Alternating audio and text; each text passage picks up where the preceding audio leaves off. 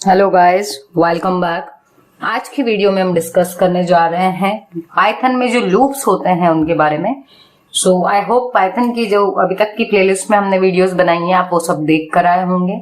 यदि आपने नहीं देखा है तो आप एक बार उन वीडियोस को जरूर देख कर आए, ताकि आपके जो बेसिक कंसेप्ट हैं वो क्लियर होंगे। तो आपको यहाँ पर ये वीडियो काफी अच्छे तरीके से समझ में आ जाएगी। सो चलिए हम स्टार्ट करते हैं। जैसे हमने बाकी लैंग्वेजेस में देखा था कि आपके पास व्हाइल और फॉर लूप्स होते थे, सेम लूप्स आपके पास में इसमें भी होंगे, बट डू व्हाइल लूप यहाँ पर सपोर्ट नहीं करेगा। ठीक है, तो जब हम इसके सिंटैक्स की बात करेंगे व्हाइल लूप के, तो व्हाइल कीवर्ड लिखने के बाद आपको लिखनी है एक्सप्रेशन, और ये जो एक्सप्रेशन है यहाँ पर आपकी कोई भी टर्मिनेटिंग कंडीशन हो सकती है। ठीक है, तो टर्मिनेटिंग भी बनती है, और वही आपका क्योंकि एंट्री कंट्रोल है तो इनिशियली वो एक बार कंडीशन चेक करेगी, और जब तक कंडीशन ट्रू होती रहेगी तब तक वो स्टेटमेंट्स को एग्जीक्यूट करेगी। तो यहाँ यदि हम सिंटेक्स की बात करें तो व्हाइल के बाद आपकी कंडीशन, उसके बाद ये जो कॉलन लगे हुए हैं ये सिंटेक्स में है। ठीक है, उसके बाद में यहां से इंडेंट किया हुआ है, और उसके बाद जितने स्टेटमेंट्स लिखना है, हर स्टेटमेंट इतनी स्पेस के बाद ही आपको लिखना है। तो जितने भी स्टेटमेंट्स होंगे यदि आपको वो इसी लूप में लेना है तो आपको equal amount of white spaces देना रहेगी, ताकि उससे ये प्रॉफिट होगा कि ये जो आपका इसका इंटरप्रेटर है पाइथन का, उसे ये पता रहेगा कि जितने भी स्टेटमेंट इंडेंट होकर के आए हैं वो व्हाइल लूप के साथ में एसोसिएटेड है। ऐसा क्यों? क्योंकि इस लैंग्वेज में आपके पास कर्ली ब्रेसेस अलाउड नहीं है, जैसा हमारे पास बाकी लैंग्वेजेस में होता था।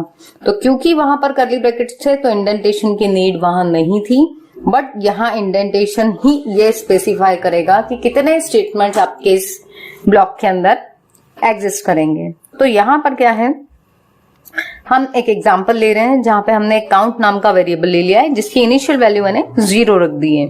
ठीक है, इसके बाद क्या हो रहा है कि यहाँ पर व्हाइल लिखने के बाद हमने कंडीशन लगाई कि जब काउंट आपका लेस देन 3 है, अभी 0 था, 0 3 से छोटा होता है तो कंडीशन ट्रू हो जाएगी।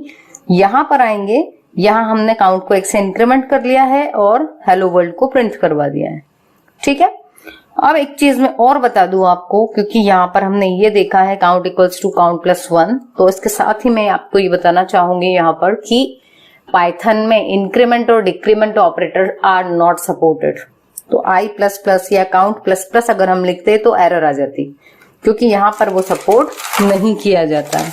ठीक है, तो क्योंकि हमारा इतना सा ही प्रोग्राम बनाया है हमने, तो अब क्या होगा, 0 जो है यहाँ पर एक बार हेलो वर्ल्ड प्रिंट हो जाएगा, काउंट की वैल्यू 1 हो गई, लूप फिर से चला, 1 भी लेस देन 3 होता है तो फिर काउंट की वैल्यू 2 हो गई, हेलो वर्ल्ड दूसरी बार प्रिंट होगा, फिर आपके लूप में फिर से जाएंगे तो काउंट की वैल्यू इस बार 2 हो गई थी, तो 2 को चेक किया तो वो भी 2 भी लेस देन 3 निकला, तो कंडीशन फिर से ट्रू हुई है।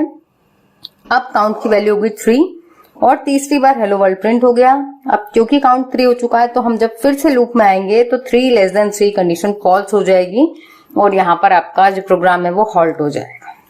ठीक है, तो आउटपुट में हमको 3 बार हेलो वर्ल्ड दिखेगा।